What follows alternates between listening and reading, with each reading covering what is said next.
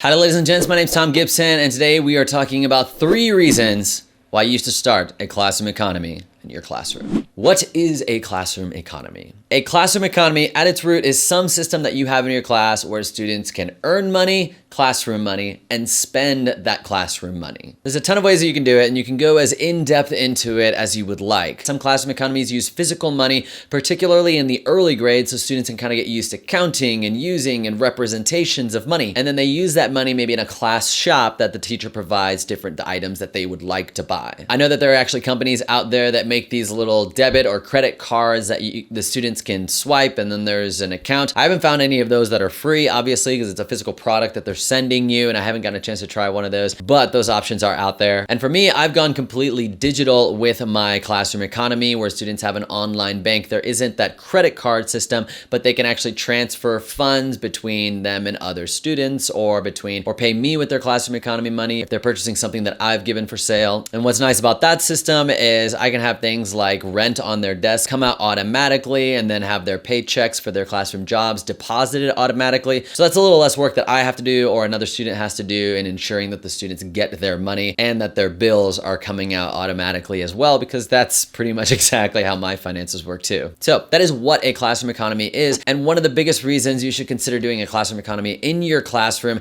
is it's one of the most tangible ways to teach financial literacy to your students. Almost every state now has some sort of financial literacy standards that the students have to meet. A classroom economy is a fun way that you can actually tie it into your classroom management system, where students can actually make that money and use that money in a real way. It's not theoretical or hypothetical, it's actual money with value because it's in a classroom when they can purchase things. May not be able to purchase anything outside the classroom with it, but it has value in the classroom. I've been doing a classroom economy since 2014, and it has always been one of the most memorable things that students take with them after they leave my class. I had a student that I had in 7th grade come back as a junior this past year to say hi, and the students were doing some classroom economy work, and he was like, "Remember when me and Jonah teamed up on that auction and we pooled our money together so we can buy that one thing that everybody wanted, but nobody had enough money for it, and we figured if we pulled our money together we could just outbid all of them." I've had students talk about buyer's remorse. In the classroom economy, students typically have to pay $1,000 a month to rent out their desk, or they can buy it for $3,000. One student, 2 months from the end of school, was so excited because he had saved enough money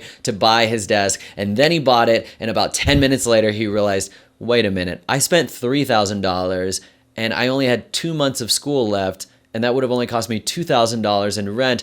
Can I sell it back? I said, no, I'm not gonna buy that desk back. So he had this case of buyer's remorse. Students have had buyer's remorse about spending 2 months' wages on a brownie. And in those conversations, it's a very natural way for me to have discussions with them about taxes and about the idea of flipping homes and budgeting for an emergency, all in a manner that it's actually contextualized to the things that they're doing with their own money in the classroom. Reason number 2 to have a classroom economy is it is an easy tie-in to math no matter what grade level you're working with. Simple adding, subtracting, multiplication, and division for the younger grades. I teach middle school, and so we do a lot of stuff with percentages whenever they're buying things in our monthly auctions. I say if you buy 2 items, that's a 5% tax. 3 or more items, that's a 10% tax, and so they have to calculate that. And if you're working with high school students, there are opportunities to teach investing throughout the school year, so students can end up at the end of the school year with more money than what they started with. And the third reason to consider doing a classroom economy in your classroom is it gives the opportunity for students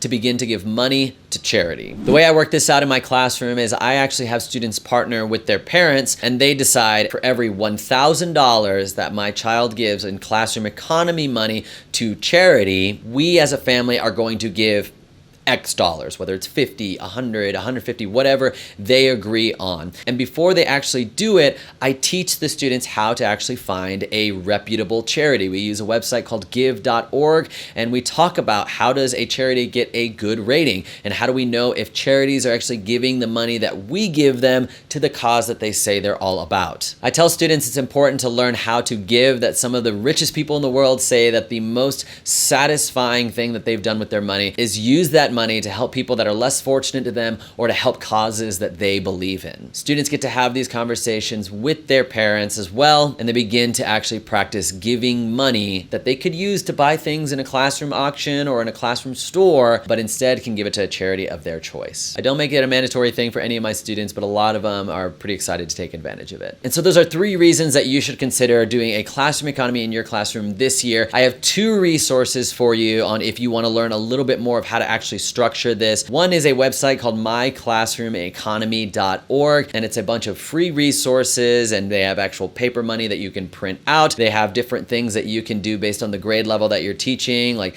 this is what it looks like for elementary school and for middle school and for high school. And that's where you can kind of learn about like, oh, what would investing actually look like with this classroom economy if I'm teaching the higher levels. I started using myclassroomeconomy.org several years ago, but as the years progressed, I slowly started digitizing everything that I was using, doing online banks so there was no paper money, doing online fines. When students bought their desk, automated emails would be sent out to me and to the student and to my head banker, to where all of this stuff was taken care of automatically, and it was less of a burden on me to keep track of everything. And so if you're interested in doing something more along that route, I have a course for educators called Creating and Managing a Classroom Economy, where I walk you through my entire process. I share all of my resources, and they are Google Docs that you can edit and modify for your own classroom and make the changes that you see fit. And as a part of enrolling in that course, I also invite you to a Facebook group of other educators that are doing this in their classrooms, so you can bounce ideas off of other teachers that might be in your same grade level and be doing it a little bit different than me, maybe as a middle school teacher. And so I've linked the course in the description below. The first 4 lessons of the course are free, so you can kind of check it out and see if it's something that you're interested in before you decide to go all in on the course. But both myclassroomeconomy.org, which has all the free resources, as well as the course that I've created for teachers, are linked in the description.